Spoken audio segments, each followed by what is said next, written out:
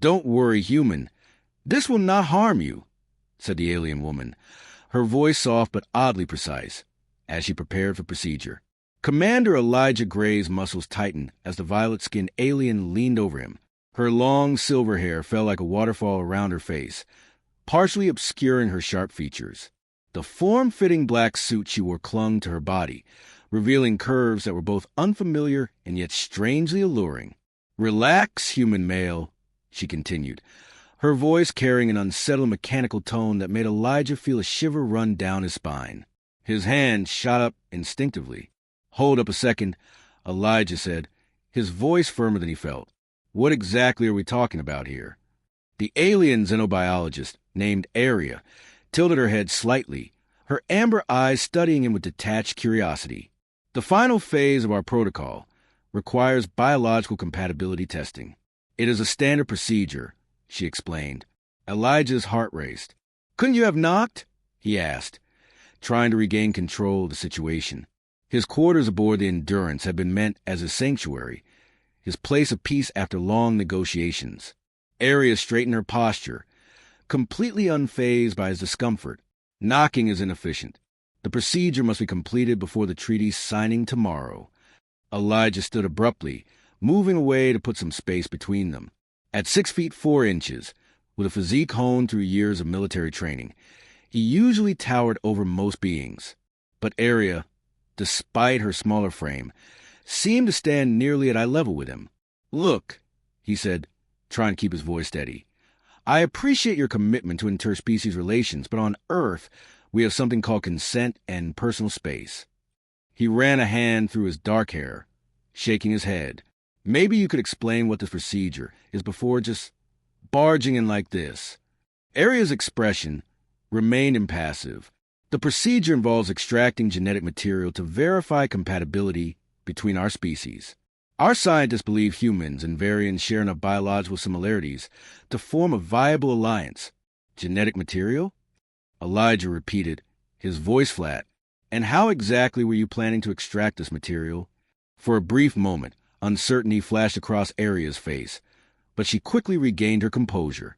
"The most efficient method is direct extraction from the source. Our research suggests human males yield the best results through stimulation of the reproductive organ." Elijah choked on nothing. "Wait, what? You mean manual stimulation?" "Yes," Aria said calmly, as if explaining a basic fact of life. "It is purely scientific." Elijah's brain momentarily short-circuited. 3 months of delicate diplomacy, cultural exchanges, and carefully constructed trust between their species, and now it came down to this? An alien in what could only be described as a skin-tight suit, asking for a sperm sample? "I take it your religious customs don't include this sort of thing," Aria observed, her voice carrying a clinical edge. "Offensive? It's definitely unexpected," Elijah scoffed. "This is awkward as hell." Aria furrowed her brow in confusion. "I don't understand the distinction. Our alliance hinges on biological compatibility. Without this verification, the treaty cannot proceed." There it was, the trap, refuse, and 3 months of work were down the drain. Humanity's first contact with an advanced civilization, ruined because he was too embarrassed to provide a sample. "There has to be another way," Elijah said, pacing. "What about blood tests? Hair samples? Anything else?" "Those are insufficient," Aria replied flatly. "The reproductive material provides the most complete genetic profile." Aria took a step closer to him, her sharp features accentuating the seriousness of her words. "I was selected for this task because my appearance most closely resembles human females, minimizing discomfort." "That's thoughtful, I guess," Elijah muttered, trying to decide whether to laugh or scream. "But you're missing something here. On Earth, this is usually a private thing, done by the individual in solitude." Aria tilted her head again, puzzled. "You wish to self-extract? That is acceptable, though less efficient." "Less efficient?" Elijah asked, incredulous. "I don't see how that's possible. Our study suggests that partner-assisted extraction yields more comprehensive results," Aria stated, as if reading from a manual. Elijah rubbed his temples. "Of course you've studied that. Look, I need time to think this over. The treaty signing is in less than 14 Earth hours, Arya reminded him. The procedure and subsequent analysis will take at least 8 hours. Elijah felt the weight of the responsibility settle heavily on his shoulders. This wasn't just about his discomfort. It was about securing humanity's first interstellar alliance. The Varians possessed technology that could save millions of lives on Earth. How could he refuse? Fine, he said, resigning himself to the situation. But we do it my way. I'll provide the sample, but under a few conditions. Arya raised an eyebrow. State your conditions. First, I want a detailed explanation of what happens to the sample and how it's used. Second, I want privacy. No one else involved, just a container. Third, we never speak of this again. Ever. Arya thought for a moment, then nodded. The first condition is acceptable. The second is inefficient, but acceptable. The third... She paused. The third is illogical. The procedure is a standard diplomatic protocol. Take it or leave it, Elijah said firmly. Very well, Arya conceded. I will explain the process in full detail. As she outlined the complex genetic analysis that would follow, Elijah couldn't help but wonder if this was how all first contact scenarios unfolded, or he'd just drawn the short straw in the cosmic lottery. He didn't realize it then, but this awkward encounter was just the beginning of a relationship that would drastically reshape two civilizations. The following hours felt like an eternity. Elijah paced his cabin, feeling the confusion grow as the time passed. He had provided the sample in private, thankfully, but doubts plague him. Why was genetic compatibility so crucial to the Varians? What weren't they telling him? A chime at his door interrupted his thoughts. Enter, he called, expecting an update from his captain. Instead, Arya stepped inside, now dressed in a more modest uniform. Her crimson skin seemed even more vivid, her silver hair pulled back into a neat knot. Commander Gray, she said formally, I've come to discuss the results of your genetic analysis. Elijah crossed his arms. You could have just sent a message. Some matters are better discussed in person, she replied, tilting her head slightly. Elijah could sense her discomfort, but she pressed on.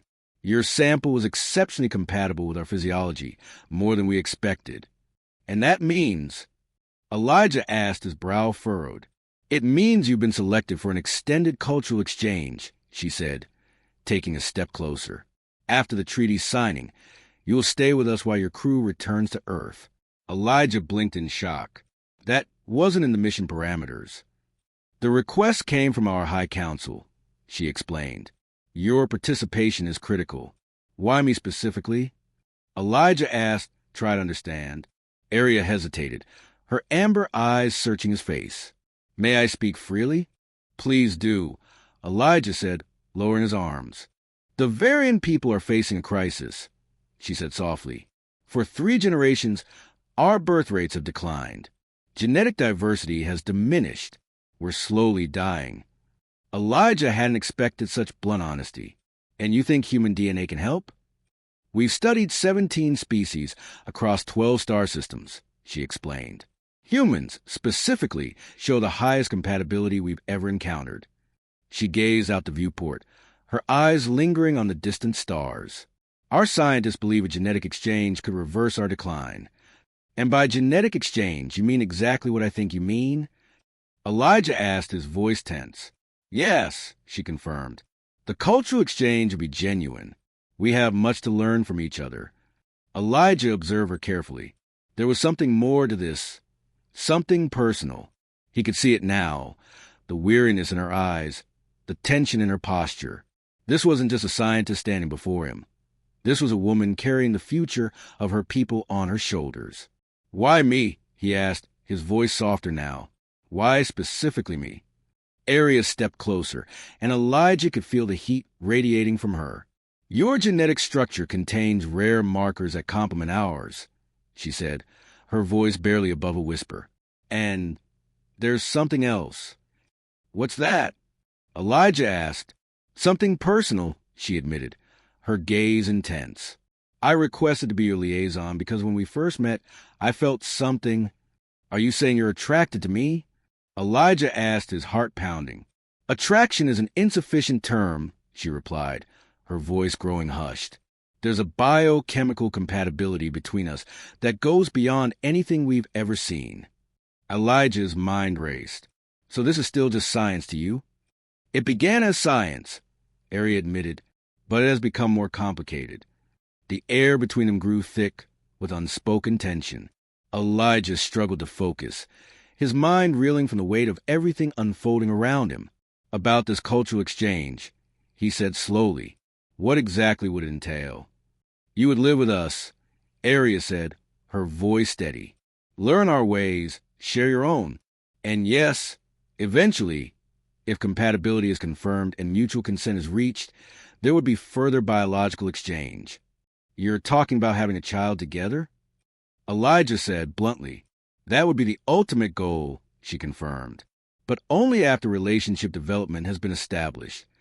Elijah ran a hand through his hair again, his mind whirling. This is a lot to process. Aria paused at the doorway, her hand hovering just above the threshold. The treaty does not hinge on your decision, Commander, she said, her tone measured. It will be signed regardless. But the future of my people... Her words trailed off, and she turned to leave. Elijah's voice caught her just before she exited. Wait, he called after her. You said this was personal for you. What did you mean by that?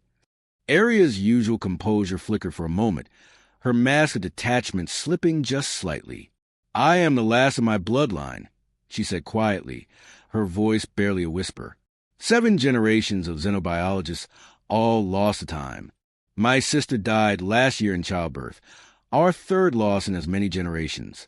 I volunteered for this mission because I have the most to lose, she admitted. Her voice softened, and perhaps the most to gain. With that, she stepped through the door, which slid shut behind her with a soft hiss. Elijah stood in stunned silence for a moment, his mind reeling.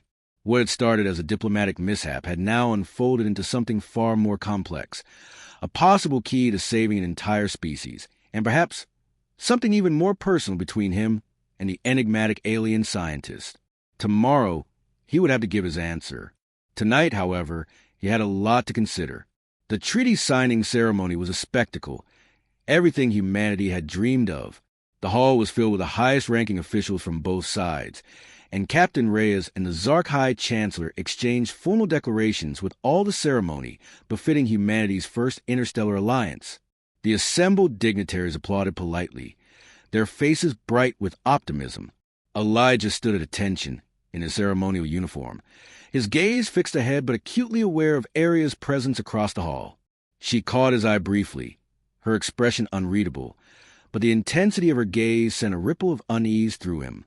He had spent a restless night contemplating her proposal, and this morning he had informed Captain Reyes of his decision to accept the cultural exchange position.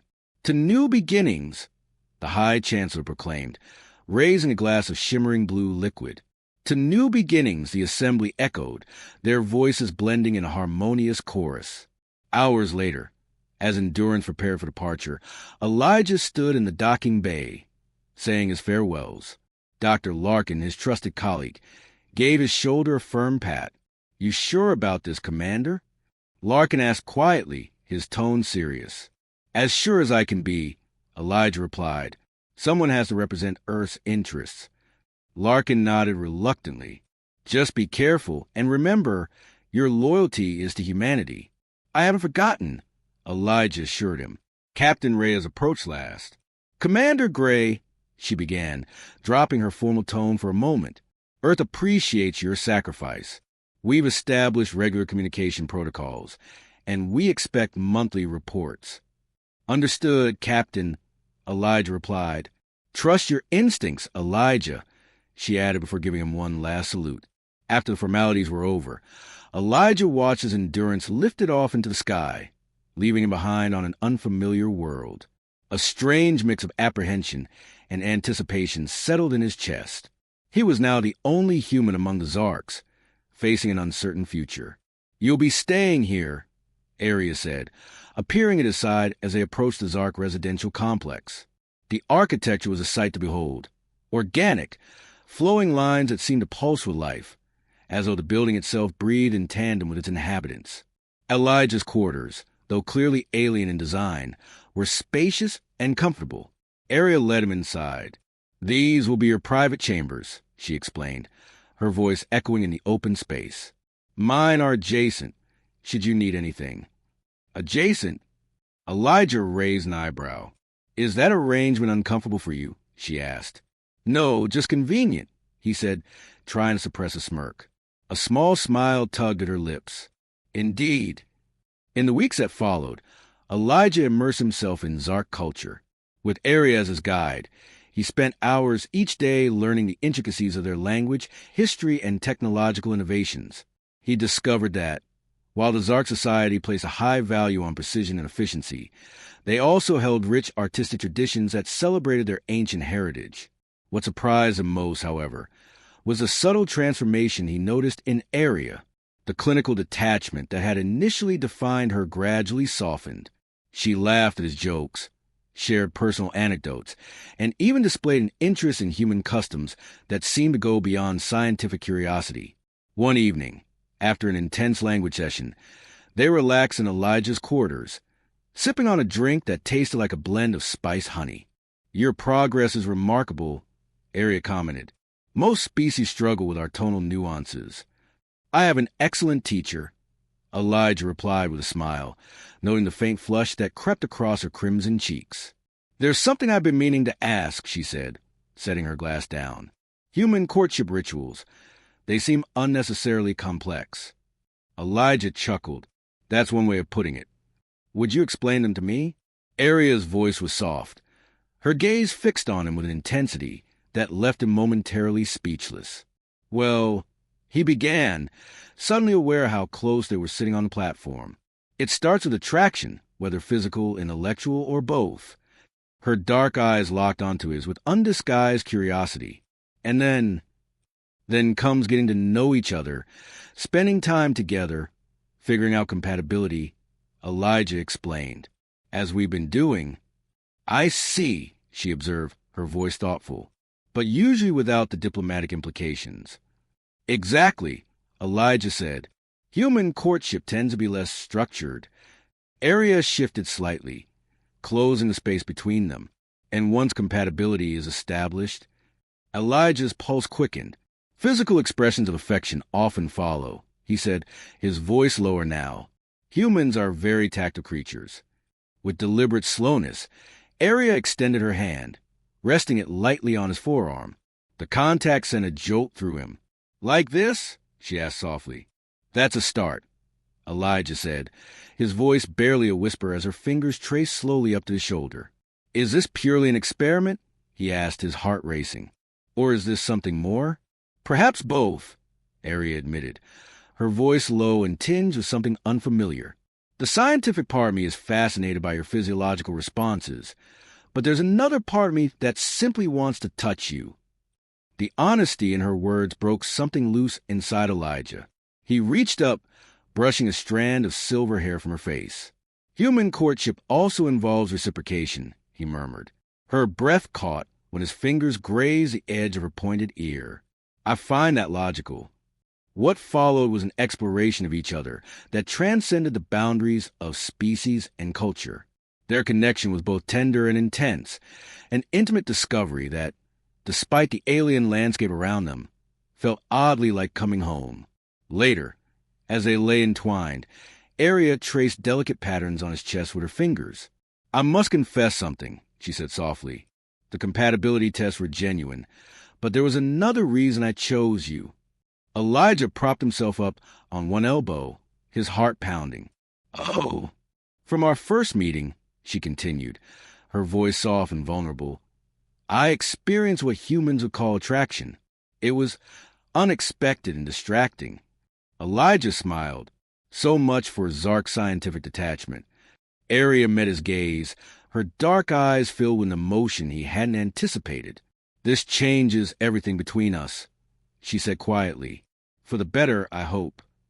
Elijah brushed his lips against her forehead. "Life is complicated," he murmured. "Across species, it seems to be a universal constant." Arya nestled closer to him. "There's much more I need to tell you about my people, about why this alliance and you're so important to our future. Elijah smiled gently. Tomorrow, but tonight, let's just be us. As they drifted into sleep, Elijah realized that whatever challenges lay ahead, he was no longer just Earth's representative. He had become something more, a bridge between worlds in the most intimate way possible. 3 months into his cultural exchange with Area, their relationship had grown into something neither had expected. What had begun as scientific curiosity and diplomatic necessity had blossomed into a bond that defied the boundaries of both species.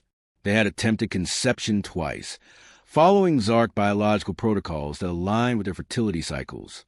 Despite their passionate efforts, Area's monthly tests showed no signs of pregnancy. Perhaps our compatibility isn't as perfect as we hoped, she said one morning, studying the medical scanner with a frown. Elijah wrapped his arms around her from behind, resting his chin on her shoulder. Or maybe we just need to keep trying. She leaned back against him, her voice warm. Your optimism is very human.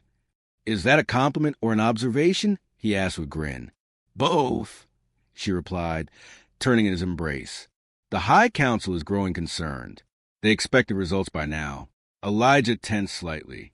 I didn't realize we were on a deadline. The genetic decline of my people accelerates with each generation, Area explained. They had hoped our pairing would provide immediate proof of concept. So what happens now? Elijah asked. Area's expression brightened unexpectedly. There's another option, she said. An ancient temple in the southern hemisphere of our world. Traditionally, Zarks seeking fertility blessings make pilgrimages there. A fertility temple? Elijah raised an eyebrow. Yes, Area confirmed. But the distinction isn't as clear in our culture as it is in yours. The temple holds technology from our ancestors, a technology we no longer fully understand. And you think this could help us? Elijah asked. It has helped countless couples in the past, she replied, though hesitation clouded her eyes. Though no off-worlder has ever been allowed inside. Elijah considered this for a moment. Would your council even permit it? I've already requested permission, Area said. They've granted it with conditions. 2 days later, they boarded a sleek atmospheric craft bound for the southern continent. As they flew over the Zark homeworld, Elijah marveled at the landscape below. Vast purple forests, glittering silver plains, and a mountain range that pierced the clouds. It's beautiful, he murmured. This region has remained unchanged for millennia, Area explained. The temple guardians permit no development within 1,000 kilometers. Their craft descended toward an ancient structure nestled between 2 towering peaks. The temple was starkly different from the organic buildings Elijah had seen so far, angular and imposing, constructed from massive stone blocks that seemed to gleam with inner light. Those stones, Elijah said, pointing. They're glowing.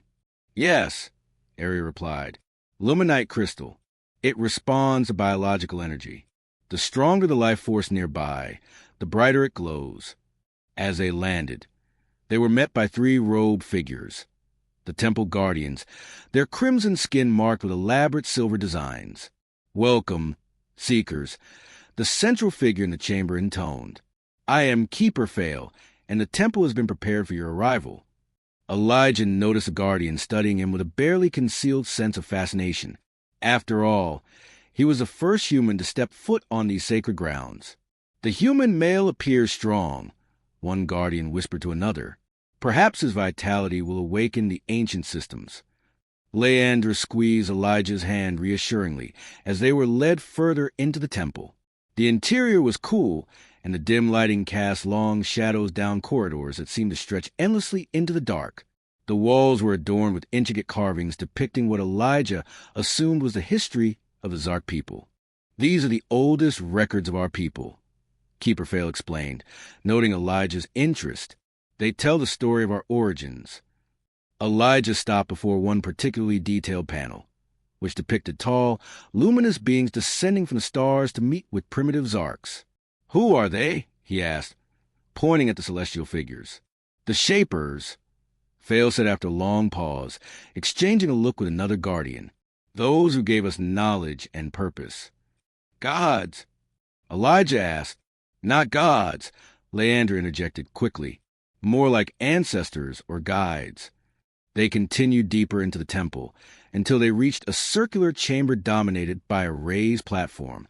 The floor was inlaid with spiraling patterns that pulsed with soft blue light. This is a fertility nexus. Fail announced.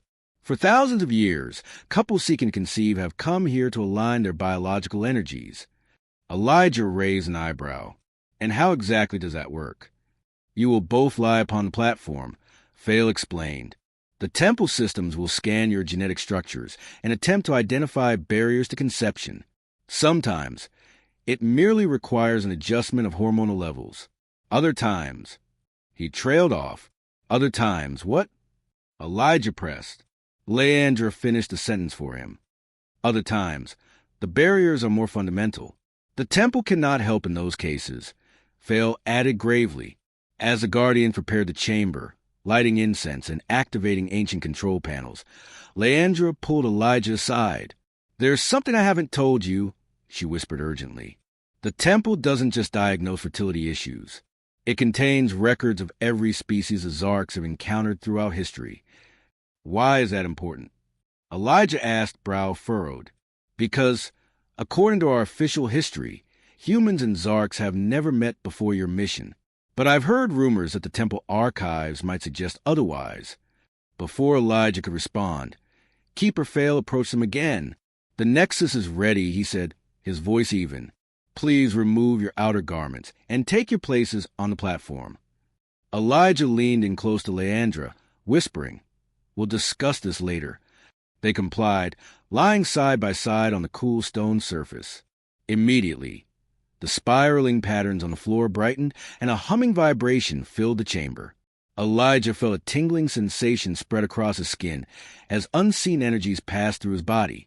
Above them, a holographic display materialized, showing DNA strands intertwining and separating in complex patterns.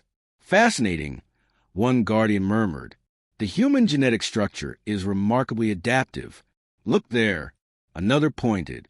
The compatibility markers are strong, but something is blocking the integration sequence. Keeper Fail stepped forward, studying the display intently. Then he froze, his expression shifting from curiosity to shock. Impossible, he breathed.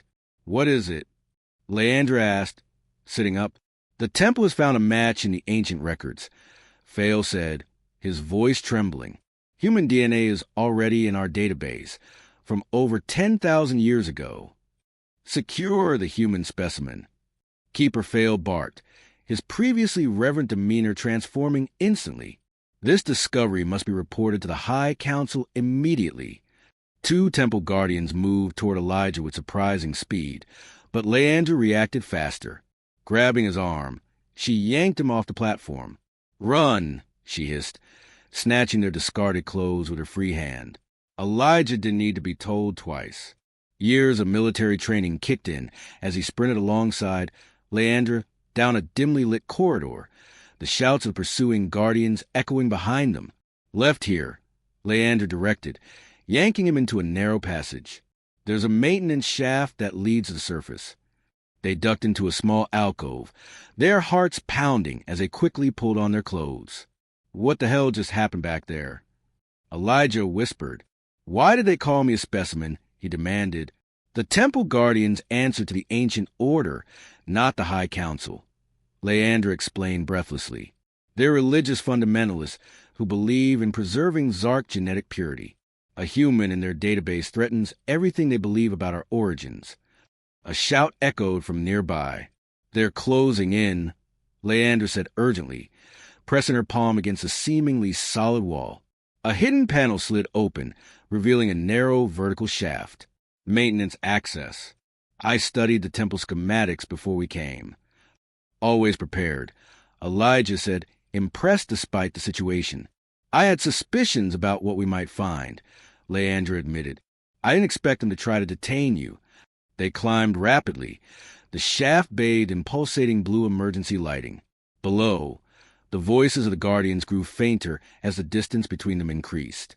What did Fail mean about human DNA being in their database? Elijah asked between breaths. It means everything we've been told about our species' first contact is a lie. Leander replied grimly. Humans and Zarks have met before thousands of years ago. They emerged onto a narrow ledge overlooking the temple's exterior grounds.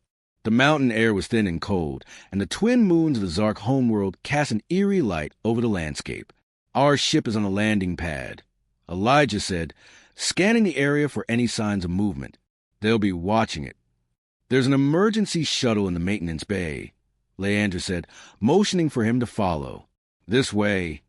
They made their way along the ledge, hugging the temple wall.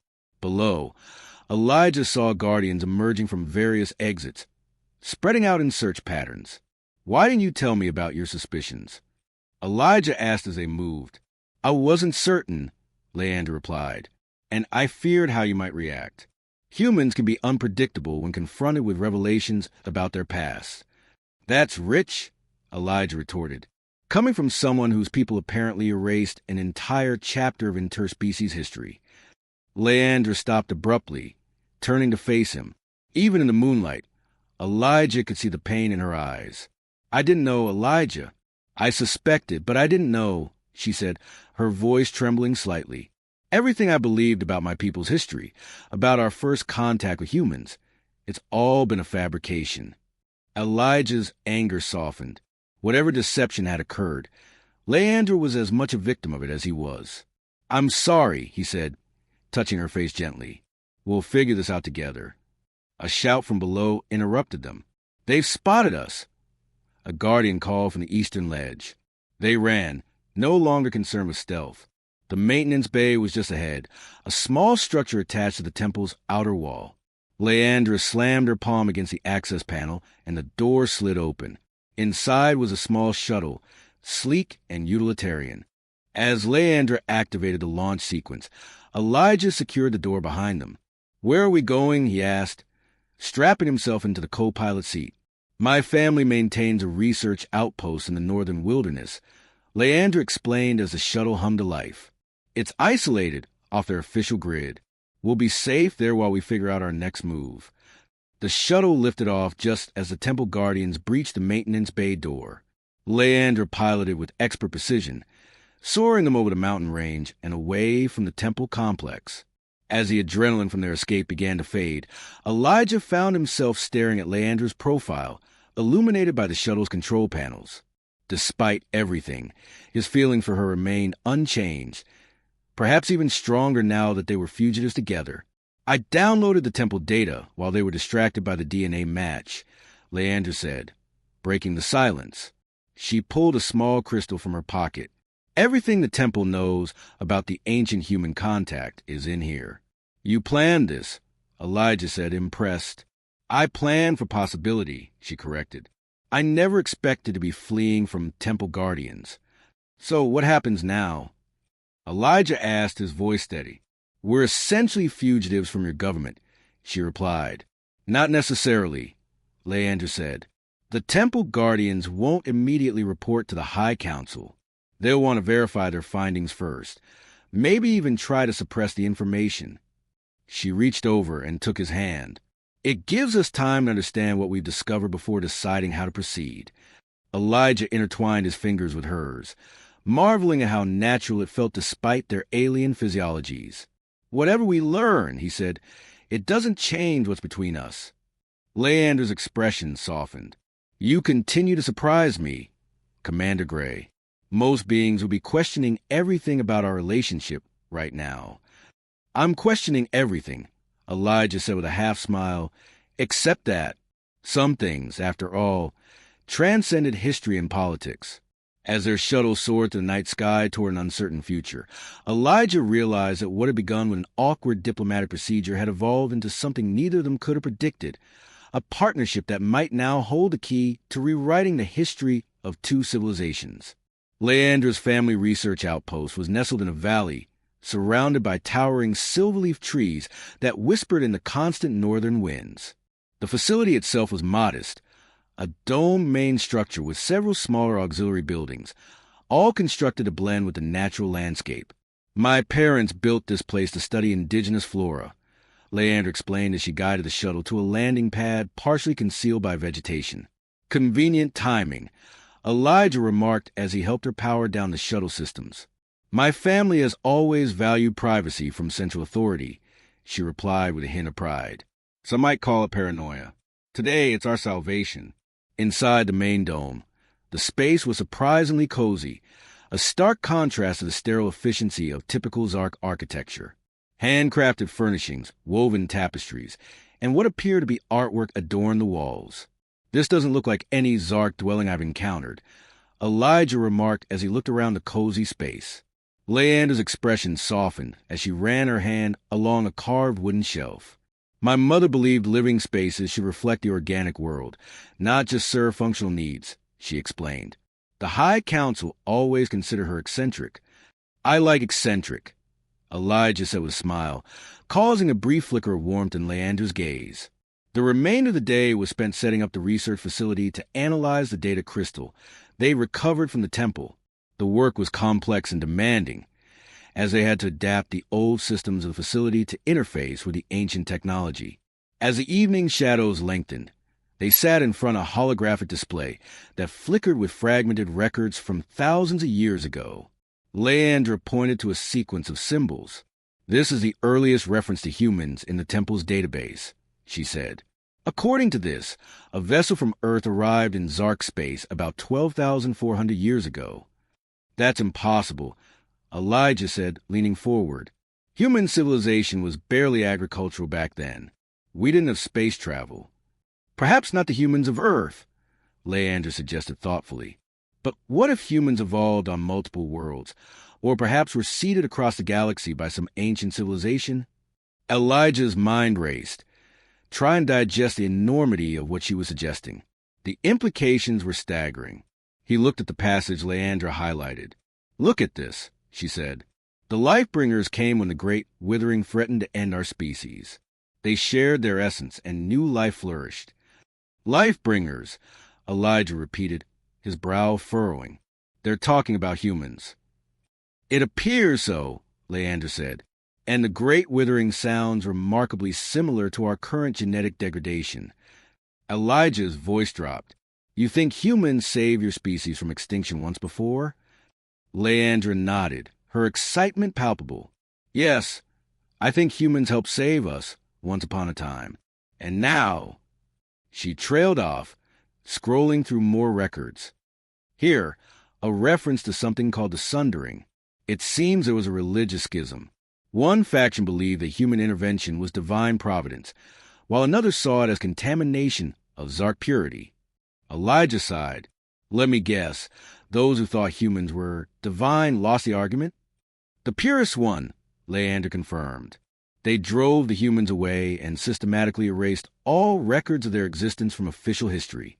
Only the temple database preserved the truth, hidden away from all but the highest temple guardians." Elijah stood, pacing as the weight of the information settled over him. "So, your species' genetic decline happened because the human genetic contribution was diluted over time." "Exactly," Leander confirmed. "And now history is repeating itself. Humans are back, just as we face another genetic crisis." Elijah ran a hand through his hair, staring at the display. "It can't be a coincidence. Maybe something brought our species back together. Some cosmic recognition that we're meant to help each other." Leandra rose to her feet, standing before him. "The temple data suggests that humans and Zark offspring were once numerous and thriving. With this knowledge, we could succeed where we failed before." A charged silence fell between them. They were no longer just two individuals drawn together by chance. They had become potential progenitors of a renewed alliance, a living bridge across millennia of separation. Leandra spoke first. "We should rest," she said quietly. "Tomorrow we can—" Elijah silenced her with a kiss, gentle but insistent. When they parted, Leandra's crimson skin had darkened with a deep blush. "What was that for?" she asked softly. "For being brilliant," Elijah murmured, brushing a strand of her white hair from her face. "For being brave. For being you." That night, their union felt different, infused with purpose and the weight of ancient destiny. The knowledge that their ancestors had once come together to save a civilization gave new meaning to their intimate connection. Their bodies moved in perfect harmony, guided by instincts that transcended species barriers and the vast gulf of time. Afterward, as they lay together in the soft glow of the facility's ambient lighting, Leandra traced patterns on Elijah's chest. "You think it will work this time?" she whispered. "I don't know," he admitted, "but I believe we're meant to try."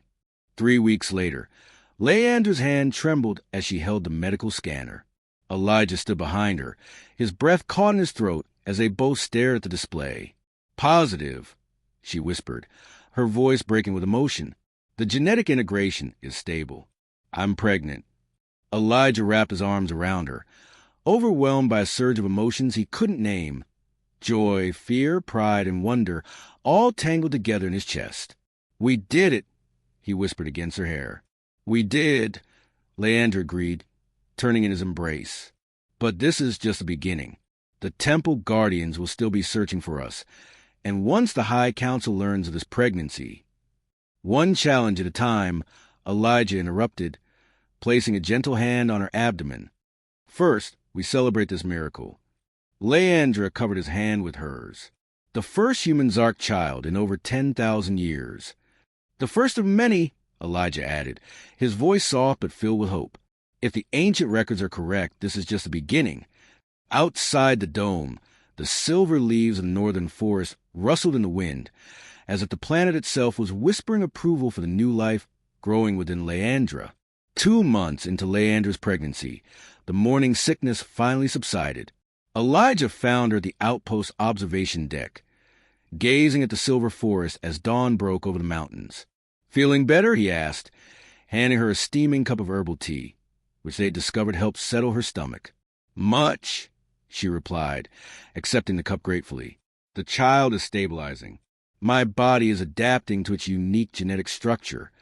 Elijah placed his hand gently on her abdomen, still flat, but now carrying the miracle they created together. "Any new developments from the scans?" "The hybrid cellular integration is proceeding perfectly," Leandra said proudly. "The child has your cardiovascular system and my neural patterns.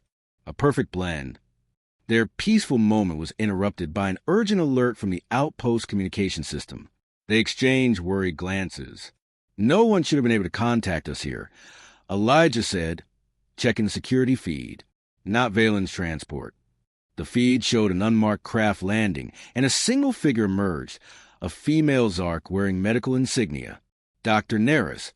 Leandra identified her immediately. The genetic specialist Valen mentioned. "How did she find us before Valen's transport?" Elijah asked, his suspicion growing. "I don't know, but we need her expertise," Leandra said, her voice low as she activated the external communication system. "Dr. Neris, this is Leandra. Please identify your purpose here." "I've come to help," the doctor's voice replied. "Your pregnancy is experiencing complications you may not have detected yet. Please let me examine you before it's too late." Elijah frowned. "Complications?" "Our scans showed everything was stable." "Our equipment is outdated," Leandra reminded him. She might be right. Against his better judgment, they admitted Dr. Neris into the facility. Dr. Naira arrived at the outpost, her hands carrying advanced medical equipment, and immediately requested to examine Leandra. "The hybrid cellular structure is indeed stable," Dr. Naira confirmed after completing her scan.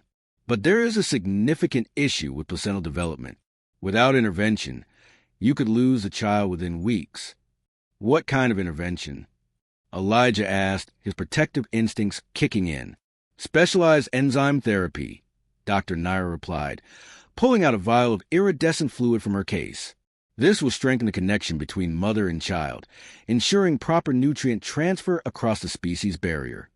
Leandra reached for the vial, but Elijah gently caught her wrist. "Wait," he said. "How did you develop this therapy so quickly? You only just learned about the pregnancy." Dr. Naira hesitated, her composure slipping for a brief moment. "I've been researching human Zark compatibility since the treaty negotiations began. Theoretical models suggested this would be necessary." "Theoretical models based on what?" Elijah pressed. "The official history claims our species never met before." Dr. Naira's expression hardened. Not all of us accepted the official history. Some of us preserved the truth in secret, waiting for the Lifebringers to return. Leandra's eyes widened in realization. "You're part of a splinter group," she said, "separate from the High Council and the Temple Guardians. We call ourselves a continuity," Dr. Naira admitted. "We've kept the true history of our peoples for millennia, preparing for this moment." The weight of the revelation hung in the air. Before they could speak further, the perimeter alert sounded again. Multiple vehicles were approaching fast. "Temple Guardians," Dr. Naira said grimly, checking a device on her wrist. "They must have tracked my shuttle. We need to leave now." "Valen's transport isn't here yet," Elijah said, moving to the security console. "We're trapped." "Not necessarily," Dr. Naira responded, activating a communication device. "I have backup nearby. But you must decide quickly. Do you trust me enough to come with me? The continuity has safe facilities where Leandra can receive proper care, and your child can be born without interference." Elijah looked to Leandra, who had instinctively placed a protective hand on her abdomen. "What about Valen's offer?" he asked her quietly. "Politics move slowly," she replied. "Our child may not have that luxury. If Dr. Naira is right about the complications." Outside, the sound of approaching vehicles grew louder, and a larger transport appeared on the horizon. "We have moments to decide," Elijah said, taking Leandra's hand. "The High Council, the continuity, or we try to escape on our own." Leandra squeezed his hand, her dark eyes locking onto his with absolute certainty. "Whatever we choose together, for our child and for the future of both our peoples." "Neither," Elijah said suddenly, his voice cutting through the tension. "And both." Leandra and Dr. Naira stared at him in confusion. "What do you mean?" Leandra asked. "I mean we stop running and hiding," Elijah said with determination. "We bring them together, the continuity and the High Council progressives. It's time to end these ancient divisions." Before either woman could respond, Elijah activated the outpost communication system, broadcasting on an open channel. "This is Commander Elijah Gray of Earth, addressing both approaching parties. We propose an immediate ceasefire and joint conference. The future of both our species hangs in the balance." For a long, tense moment, nothing happened. Then, Counselor Valen's voice came through the speaker. "We are willing to discuss terms, Commander." Moments later, a gruff voice from the Temple Guardians transport responded. "This is Keeper Torin. We reject any negotiation with genetic contaminants." "Then you reject your own history," Dr. Naira interjected sharply, "and doom our species to extinction." Elijah leaned toward the transmitter. "Keeper Torin, we have irrefutable evidence that humans saved the Zark species once before. Your own temple records confirm it. Are you willing to let ancient prejudice condemn your people now?" Another long silence followed, broken by Valen's voice. "I propose neutral ground, the ancient meditation grove, 1 kilometer east of your position. All parties limited security only." To everyone's surprise, Keeper Torin agreed. An hour later, Elijah and Leandra stood in a clearing surrounded by towering silver trees. Counselor Valen had arrived with 2 aides, while Dr. Naira was joined by 3 members of the continuity. Keeper Torin came with 4 Temple Guardians, their expressions hostile but weapons holstered. "This is unprecedented," Valen remarked quietly to Elijah. "These factions haven't gathered peacefully in centuries." "Sometimes it takes an outsider to bridge ancient divides," Elijah replied. Leandra stepped forward, addressing the assembled Zarks. "You all know why we're here. The child I carry represents both our past and our future, proof that humans and Zarks are meant to help each other survive." "Abomination," one Temple Guardian muttered. "Salvation," countered a continuity member. "Science," Dr. Naira stated firmly. "This pregnancy faces complications that require specialized care. Care I can provide, but not alone. I need access to the High Council's medical facilities, and I need the continuity's historical knowledge." Valen admitted. "Our official records are incomplete at best, deliberately falsified at worst." Keeper Torin remained silent, his ancient eyes fixed on Leandra's abdomen. "Keeper," Elijah addressed him directly, Your temple preserved the truth when others would have destroyed it. That makes you the guardian of history, not just dogma. Will you continue that sacred duty now? The old keeper's expression wavered. The temple records speak of a prophecy that the Lifebringers will return when the Zark people face their darkest hour. And here I am, Elijah said simply. One human is hardly an army of saviors, Torin scoffed. One human was enough to create new life where your scientists failed, Leandra countered, her hand protectively covering her abdomen. Imagine what cooperation between our species could accomplish. For the first time, uncertainty crossed the keeper's face. The ancient texts do say the first hybrid child would herald a new age, Torin finally said. Then help us ensure this child survives, Dr. Naira urged. My treatment alone isn't enough. I need the temple's ancient medical knowledge combined with the council's resources. The tension in the grove was palpable as Keeper Torin deliberated. Finally, he nodded sharply. I will share the temple's knowledge conditionally. The child must be born in the sacred chamber, as was done in ancient times. Agreed, Leandra said immediately. Counselor Valen stepped forward.